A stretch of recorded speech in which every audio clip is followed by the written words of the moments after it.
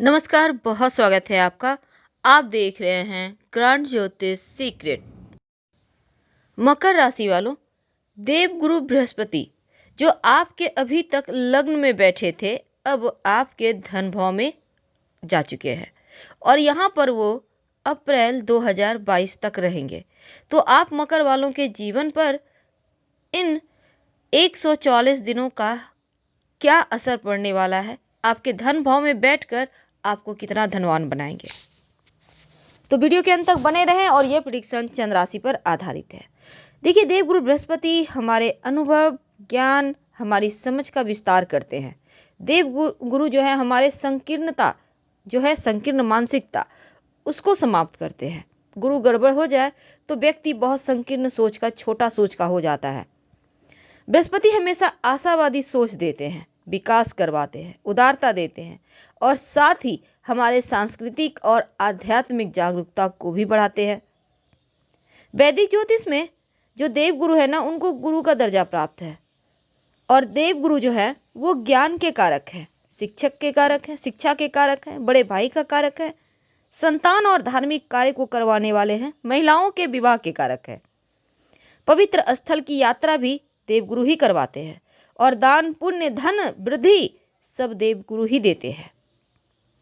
तो बृहस्पति जब 20 नवंबर से 13 अप्रैल 2022 तक आपके कुंभ राशि में यानी आपके धन भाव में रहेंगे, तब आप मकर वालों के जीवन पर इसका कितना गहरा प्रभाव पड़ेगा।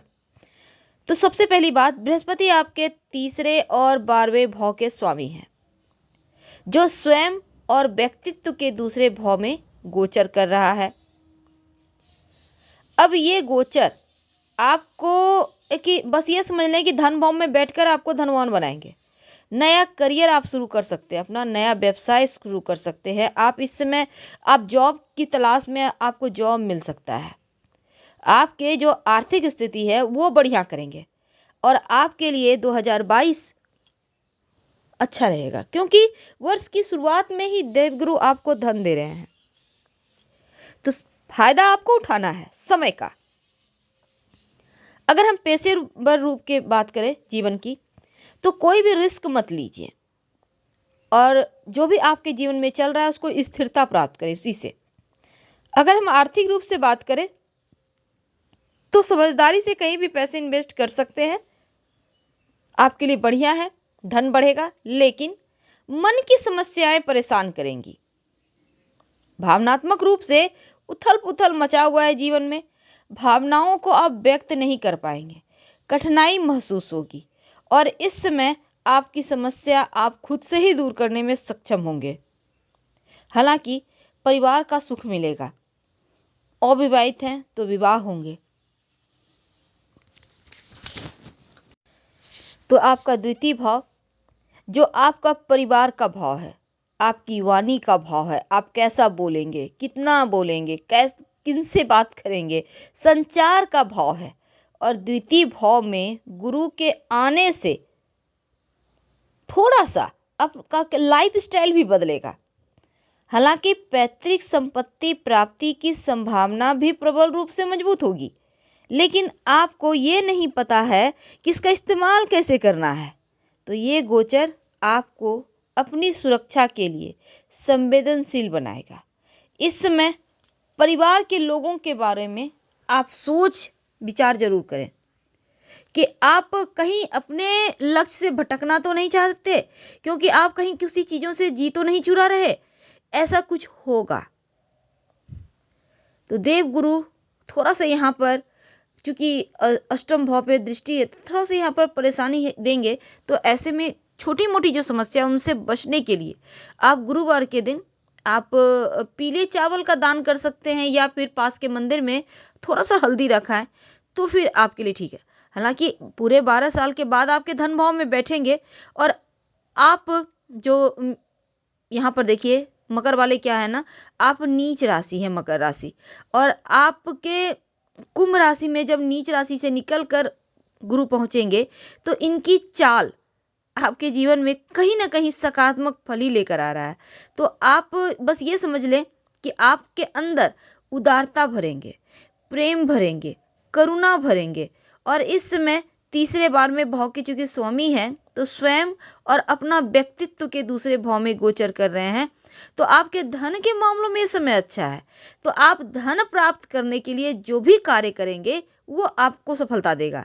पर जो भावनात्मक उथल पुथल है, अपनी भावनाओं को व्यक्त करने में आपको कठिनाइयां आ रही है, यही चीजें आपका टेंशन बढ़ा रहा है। इस समय का आपको फायदा उठाकर इन चीजों से बाहर निकलना ही होगा, नहीं तो आप फंस जाएंगे। तो इसके बाद क्या होगा कि 13 अप्रैल 2022 को देवगुरु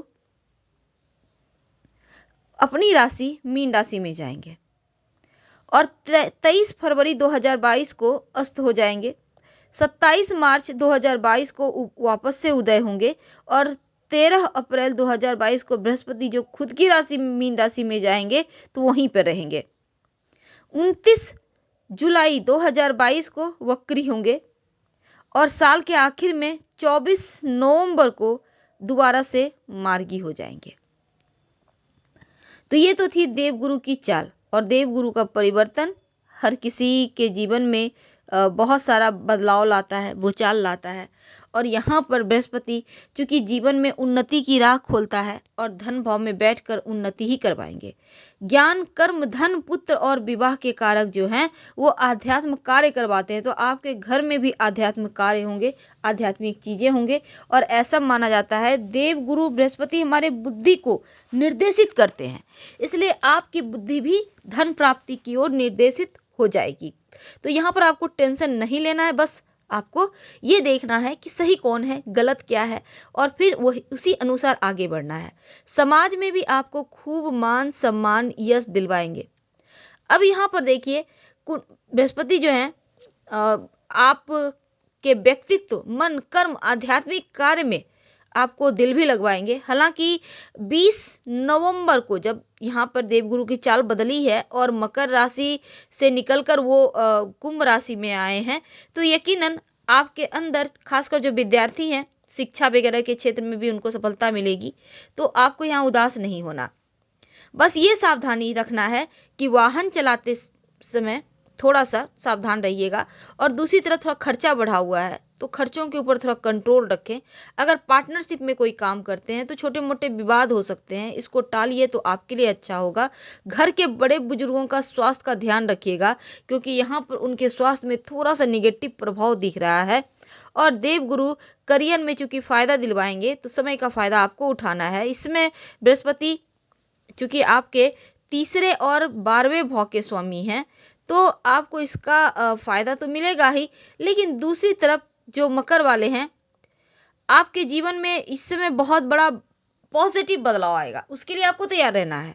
और उम्मीद है आप समझ चुके होंगे कि देवगुरु आपको कितना कुछ देंगे और क्या करना है। तो हम आपसे विदा लेते हैं। जानकारी अच्छी लगे तब लाइक कर सब्सक्राइब करें। हर हर महादेव। धन्यवाद।